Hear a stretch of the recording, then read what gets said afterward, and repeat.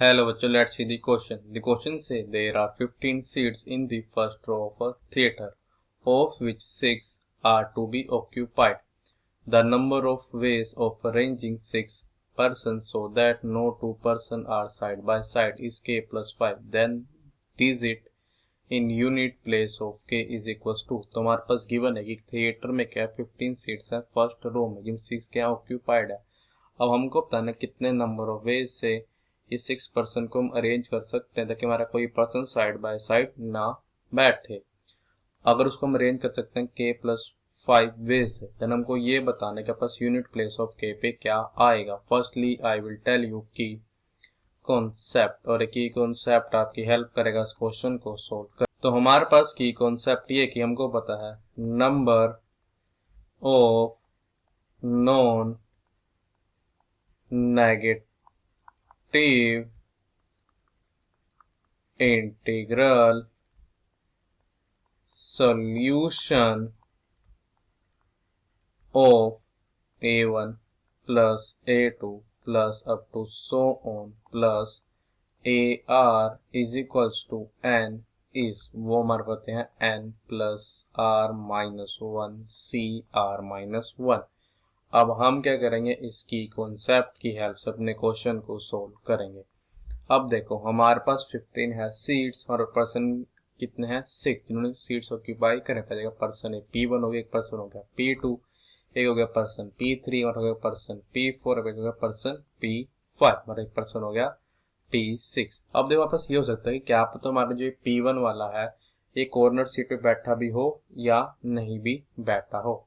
तो हम ये मानते हैं हमारे पास P1 से कितनी हमारे पास X1 सीट्स वैकेंट है और P1 और P2 के बीच में X2 सीट्स वैकेंट है।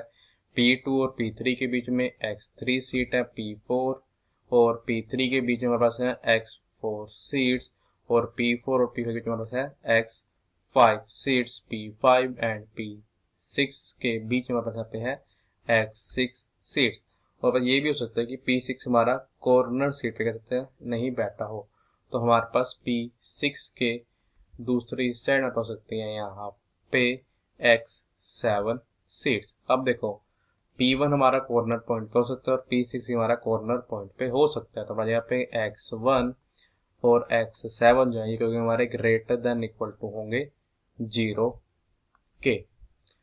और हमारे पास ये भी कह रहे P1 और P2 हो, P2 और P3 हो, P3 या P4 हो, P4 और P5 हो या P5 और P6 हो, इनमें से कोई भी साइड बाय साइड नहीं बैठेगा। इसका मतलब ये है कि हमारे पास यहाँ पे X2 की वैल्यू कितनी होगी 1 होगी, इसकी 2 भी हो सकती है 3 भी हो सकती है। Similarly X3 X4 X5 and X6 की मिनिमम कितनी होगी 1। तो आ जाएगा X2 X3 X4 X5 X6 क्योंकि हमारे ग्रेटर देन इक्वल टू होंगे 1 के। और दोनों पे क्या आ जाएगा हमारे पे ये आ जाएगा कि X1 plus X2 plus X3 plus X4 plus X5 plus X6 plus X7 होगा। ये हमारा पिकल होगा। देखो इन सबका समर हो जाएगा नंबर ऑफ वैकेंट सीट, जो कि हमारे पास कितनी है 15 माइनस 6 मीन्स 9। और पे करेंगे पुट कर देंगे यहाँ पे क्या कि X2 जो है ये हमारे इक्वल है X2 डैश प्लस 1 के। तो हमारे यहाँ पे आ जाएगा कि जो हमारा ये X2 डैश है वो हमारा ग्रेटर देन इक्वल टू होगा 0 के, बिकॉज X2 हमारा है greater than equal to 1। X3 is equals to X3 dash plus 1। यहाँ पे हमारे पास आएगा कि जो हमारा ये X3 डैश है ये हमारा greater than equal to 0, because X3 हमारा ग्रेटर देन इक्वल टू है 1 के। X4 is equals to X4 dash plus 1। तो हमारे पास यहाँ पे आएगा कि जो ये हमारा X4 डैश है ये हमारा greater than equal to 0। X5 ये हमारे पास इक्वल आ जाएगा, दिस इज इक्वल टू रह यहाँ पे कि X5 डैश प्लस 1। तो हमारे पे क्या जाएगा पे कि X5 जो है ये क्या हमारा डैश ये हमारा greater than equal to 0। X6 is equals to Xc dash plus 1। तो हमारे पे आ जाएगी Xc डैश जो है ये हमारा ग्रेटर देन इक्वल्स टू 0 के।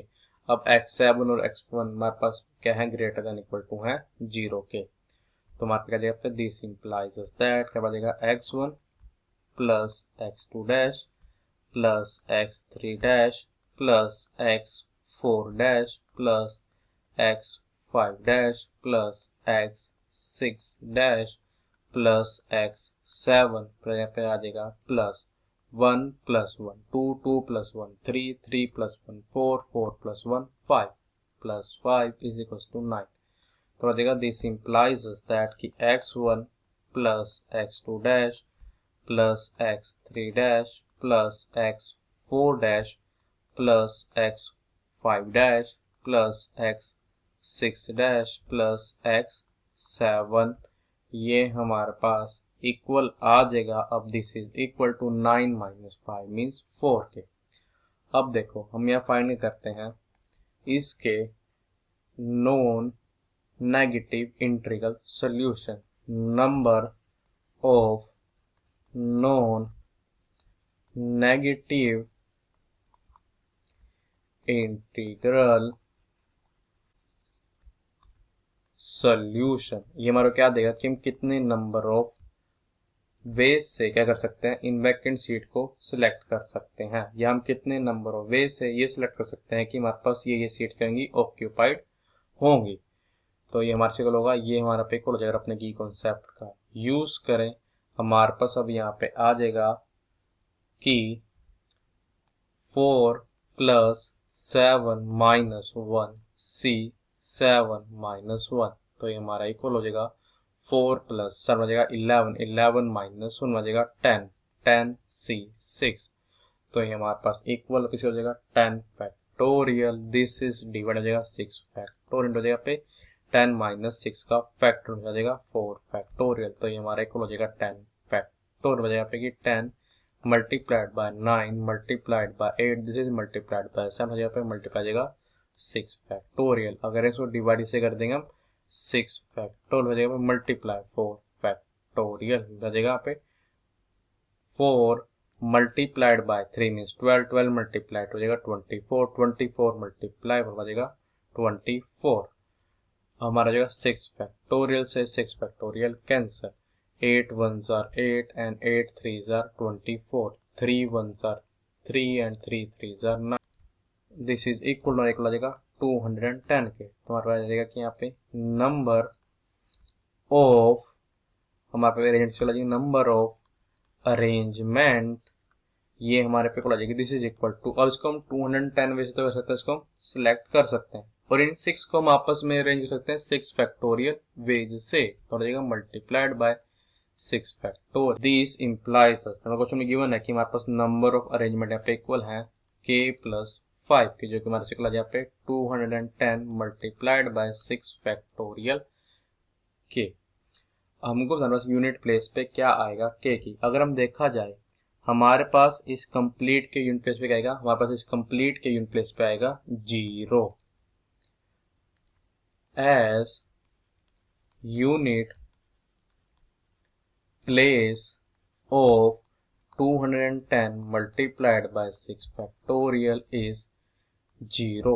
तो हमारा देगा दिस implies that कि unit place of k plus 5 is क्या होगा 0 होगा. तो आ जाएगा दिस implies that कि unit place of k is. अब देखो हमारे पास यहाँ पे यूनिट प्लेस पे क्या आ रहा है, इसके 5 आएगा यहाँ से.